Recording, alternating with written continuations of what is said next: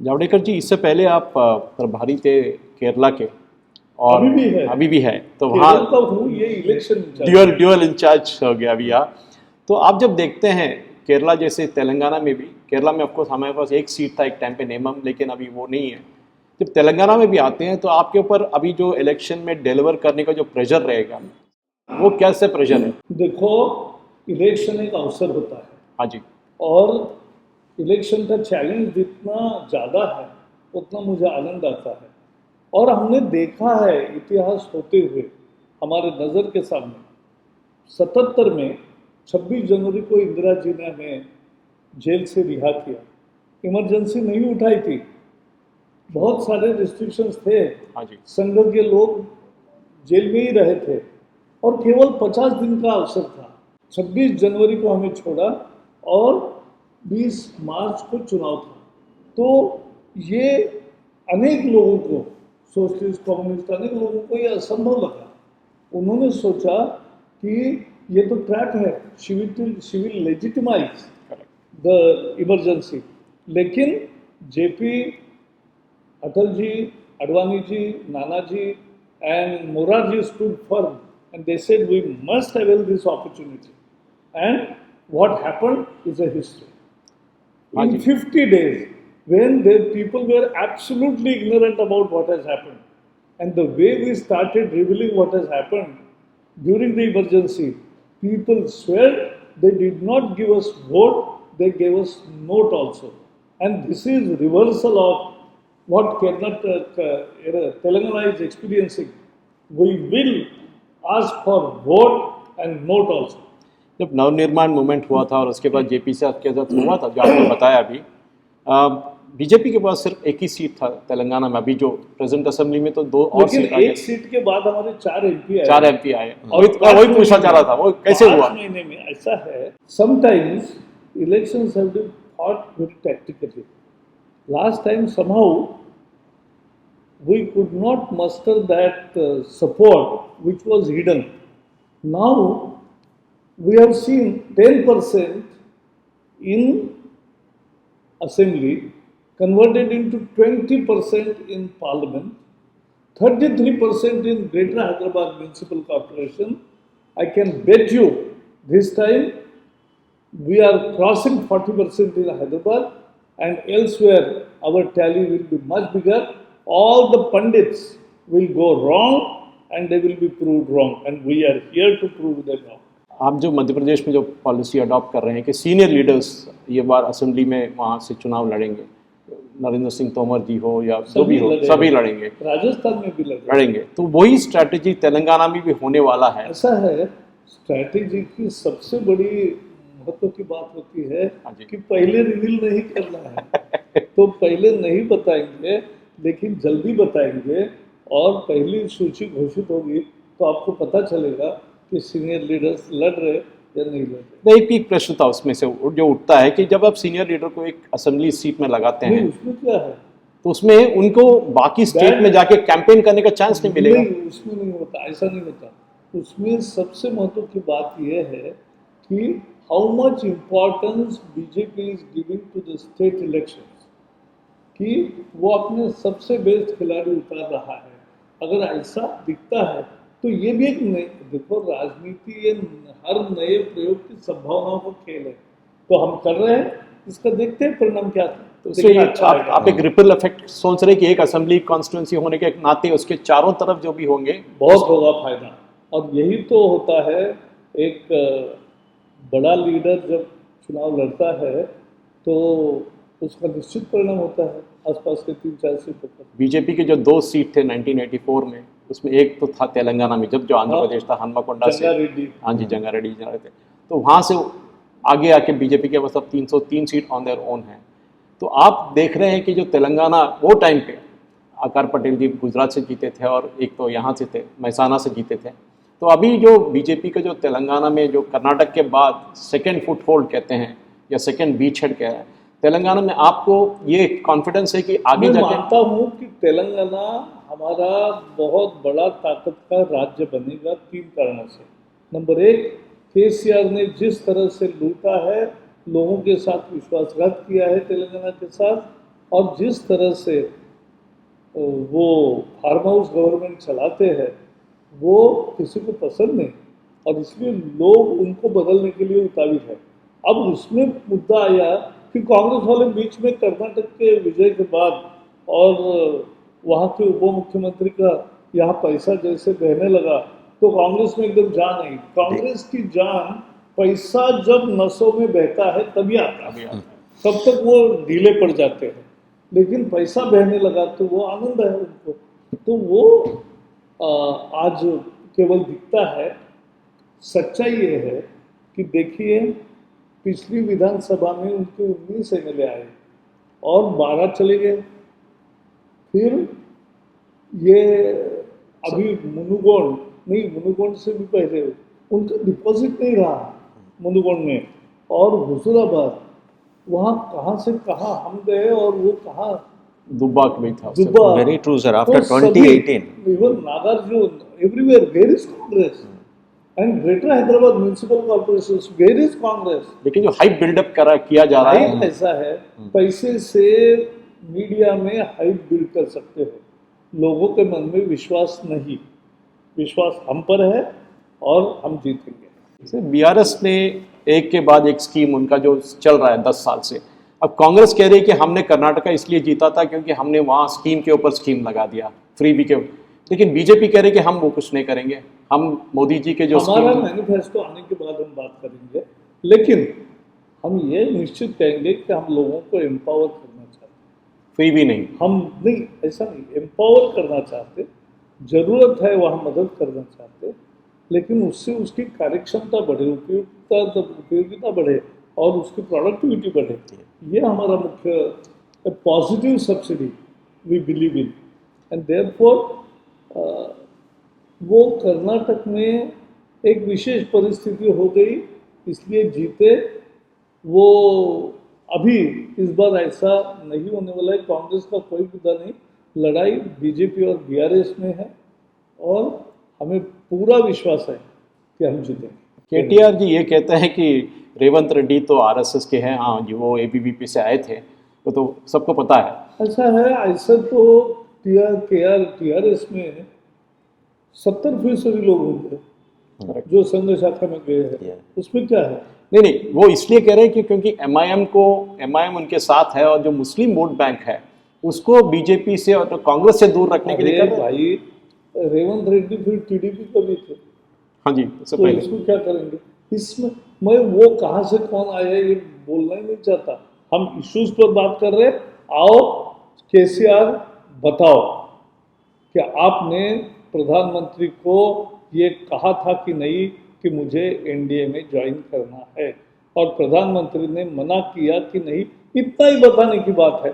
और आज तक बता ही नहीं, आज तक बता ही नहीं बताएंगे। केटीआर बात कर रहे हैं, वो केटीआर को भी यही सवाल है। वो बोलते मुझे क्या पागल कुत्ते ने काटा है। अरे तुम्हें किस कुत्ते ने काटा है हमें पता नहीं, लेकिन हुआ या नहीं ये हुआ या नहीं ये घटना ये बताओ।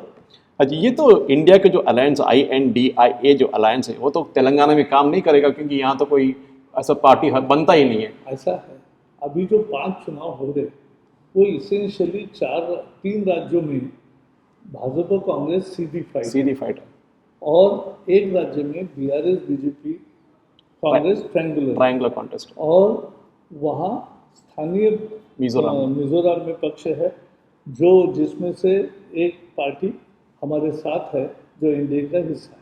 Sir, you are going alone in Telangana because your alliance partner in Andhra Pradesh, Jansana, has decided to field 32 candidates in Telangana. Let us see, चुनाव में अंतिम दिन का उम्मीदवारी एप्लीकेशन दाखिल होने के बाद ही पता चलता है कि सचमुच में कौन मैदान में रहे हैं, कितने रहे, क्या हुआ है, जावड़ेकर जी किसका अलायंस हुआ है नहीं हुआ। तेलंगाना जो है बहुत यूनिक है क्योंकि पार्ट ऑफ हैदराबाद स्टेट था पहले, तो अगर देखेंगे तो कर्नाटक यहाँ से 3 घंटे दूर है, महाराष्ट्र यहाँ से 3 घंटा, मध्य प्रदेश भी यहाँ से 3-4 घंटे ट्रैवल करेंगे। लास्ट इलेक्शन में कभी भी याद है कि बीजेपी ने महाराष्ट्र और कर्नाटक से उनके जो लोकल लीडर्स थे इंक्लूडिंग फडणवीस जी, सारे लोग आए थे कैंपेन। बताता हूँ, हमारी पार्टी ऑफ इंडिया पार्टी है, हम परिवार की पार्टी नहीं है, हमारा एक पार्टी ही पूरा परिवार है, और इसलिए हर राज्य में चुनाव में स्थानीय लेवल पे मदद करने के लिए हमारे नज़दीक के सभी राज्यों से लोग कार्यकर्ता जाते हैं, ये हमारी स्ट्रेंथ है। वो कहाँ से नहीं, लाएंगे? मैं वही तो कह रहा हूँ, क्या मैं कह रहा हूँ कि हैदराबाद का छोड़ समथिंग यूनिक, हैदराबाद सिटी ले लीजिए आप, सिकंदराबाद, यहाँ ज्यादातर लोग बाहर से आए हुए लोग हैं, नहीं, वो तो रहता है हर सिटी में। कॉस्मोपॉलिटन ज्यादा है। बड़ा जो है उसमें वो all metropolis are now transferred as cosmopolitan cities because there is tremendous cross migration all over and that's a natural process. तो मैं ऐसा मानता हूँ कि जो भी आए हैं वो सब तेलंगाना के हैं और तेलंगाना के हम अंदर के बाहर के ऐसा नहीं भेद करते, सब भारतीय है और सबको हमारा विश्वास हम देंगे और सभी लोग हमें भी विश्वास देंगे। हम जब आदिलाबाद देखते हैं फॉर एग्जांपल, और या निज़ामाबाद देखते हैं, ये जो सारे जो डिस्ट्रिक्ट है वो मराठवाड़ा से कनेक्शन रखते हैं, महाराष्ट्र से कनेक्शन रखते हैं, और वहाँ बीजेपी ने बहुत अच्छा परफॉर्म किया था नहीं, इस वो ऐसा इलेक्शन। है, हर राज्य में कुछ इलाकों में एक एक पार्टी बढ़ती है, एक एक पार्टी स्ट्रॉन्ग होल्ड होता है, तो यह हर जगह अलग अलग है।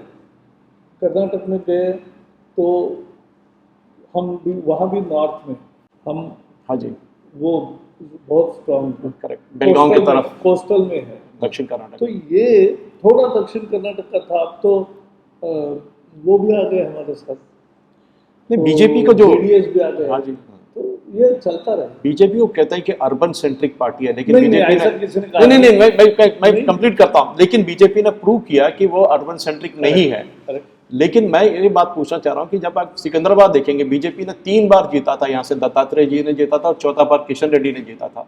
ये हैदराबाद, सिकंदराबाद, मेदक, नरगोंडा, ये सारे मिला के 35 से 40 सीट ऐसे हैं जहाँ बीजेपी का बहुत प्रभाव है। तो प्रभाव दिखेगा रिजल्ट में। तो आपके स्ट्रैटेजी में, आप नेचुरली बताएंगे नहीं अभी नहीं, लेकिन नहीं, आपके स्ट्रैटेजी में ये 40 बताता सीट, हूँ, जो करीमनगर, निजामाबाद, आदिलाबाद एक बड़ा भाग, फिर ग्रेटर हैदराबाद, मलकाजगिरी, ये मेडचल वो और सारा। हाँ एक ही है, और फिर जुड़े हुए 4-5 जिले हैं, तो वो सीटें वो तो है ही हमारे लिए महत्वपूर्ण, लेकिन बाकी भी सभी सीटों पर हम अपेक्षा से बेहतर परिणाम ये करेंगे, ये मुझे विश्वास है। अनेक जगह हमें विजय मिलेगी, क्योंकि आप देखेंगे जीएचएमसी इलेक्शन से इससे बहुत बहुत अच्छा नाता है, क्योंकि जीएचएमसी इलेक्शन में जो हुआ था, जो बीजेपी ने बहुत अच्छा परफॉर्म किया था, इसलिए किया था क्योंकि ये सारे जो सीट, ये जो आप बात कर रहे हैं, वही एरिया में आता है। तो ये जो स्ट्रैटेजी अगर रखेंगे तो बीजेपी जो परफॉर्म करेंगे, तो बीजेपी का एक बार्गेनिंग पावर बढ़ेगा असेंबली में। आपके सुझाव के लिए धन्यवाद। नहीं, आपसे एक प्रश्न पूछना था, मोदी जी कह रहे थे कि कमल हो हमारे मुख्यमंत्री है, कमल का चिन्ह हमारा मुख्यमंत्री है, आप उसको वोट कीजिए, ऐसा ये है? चेंज ऑफ स्ट्रैटेजी है क्या? नहीं, चेंज ऑफ नहीं, देखो स्ट्रैटेजी का मतलब ही यह है कि हर जगह जो अनुकूल होगा वो करेंगे। तो यहाँ हम कमल को वोट मांग रहे हैं, मोदी के विश्वास पर वोट मांग रहे हैं और देंगे, मुझे पूरा विश्वास है, क्योंकि लोगों ने 10 साल में मोदी के सरकार में, पहली सरकार है 10 साल में जिस पर भ्रष्टाचार का एक भी आरोप नहीं लगा, पहली सरकार है, पहले प्रधानमंत्री है जिनकी लोकप्रियता हर साल बढ़ रही है, 9 साल के बाद भी बढ़ी हुई लोकप्रियता के साथ वो चुनाव के सामने जा रहे हैं। तो ये आज तक भारत में नहीं हुआ, नेहरू जी से लेकर इंदिरा जी से लेकर तीसरे चौथे साल में लोकप्रियता को ग्रहण लगता मैं है। एक प्रश्न पूछना चाहता हूँ आपसे, मैं कंप्लेंट करते रहता हूँ, मैं बहुत सारे चैनल में जाता हूँ, बात करता हूँ कि बीजेपी के जो, मोदी जी ने खुद कहा, बीजेपी के जो लीडर्स है, बीजेपी के जो सीनियर लीडर्स है या जो भी है, मोदी जी के जो स्कीम्स है, 65 स्कीम्स तक हैं, उनको वोटर तक लेके नहीं गए। नहीं जाते। अभी हमारे यहाँ इसमें तेलंगाना में लगभग 80 लाख घरों में हमारी कोई न कोई स्कीम गई है। फ्री बीएम तो सबके पास लगभग जा रहा है, फ्री वैक्सीन तो लगभग तो सबको पास मिला है और फ्री मिला है। विदेशों में उसको 1000, 2000, 5000, 10,000 रुपये देने पड़े। मैं एग्जाम्पल देता हूँ आपको, यहाँ नहीं, हाँ और जी। बाकी मुद्रा से लेकर मुद्रा 50 लाख यहाँ वो लोन मिले हैं। तो इन सब की लिस्ट मुद्रा की मिलती नहीं क्योंकि वो बैंक का कर्जा होता है, लेकिन बाकी सब स्कीम की लिस्ट हमने तो बूथ वाइज अलग अलग की है और लोग हमारे मैं एक संपर्क एग्जांपल में- देता हूँ आपको, अभी भी गए हफ्ते हुआ था, ये जो आयुष्मान भारत का जो इंश्योरेंस स्कीम है उसका नाम बदला गया तेलंगाना में। दूसरी तरफ जो भी प्राइमरी हेल्थ सेंटर्स है जहाँ 100% फाइनेंसिंग नेशनल हेल्थ मिशन से होता है, वहाँ भी जाके टीआरएस के एमएलए इनॉग्रेट कर रहे हैं। हाँ। ये क्रेडिट मारना तो मैं वो सीख बताता गए। हूँ, ये अप्रोप्रिएशन लोग हैं जो समझते हैं, लोग समझते हैं कि ये इनका नहीं है, ये फ्री का दावा कर रहे हैं, लेकिन ये मोदी ने दिया है, लोग समझते हैं, और इसलिए मुझे कभी उसमें शिकायत नहीं है। क्योंकि नहीं, आपके जो लीडर्स हैं वो पुश क्यों नहीं कर रहे हैं बात पे? सभी कर रहे हैं, और आप देखेंगे उसका परिणाम इस चुनाव में। Sir, on the Israel conflict, नहीं, उस BJP. पे देखो, प्राइम मिनिस्टर ने बहुत स्पष्टता से भारत की भूमिका रखी है। हाँ जी। मैं इस पर इसलिए नहीं बोलूँगा कि ये विदेशी नीति का मामला जो होता है वो सबने यहाँ, वो कोई इंटरनल पॉलिटिक्स का मामला नहीं है।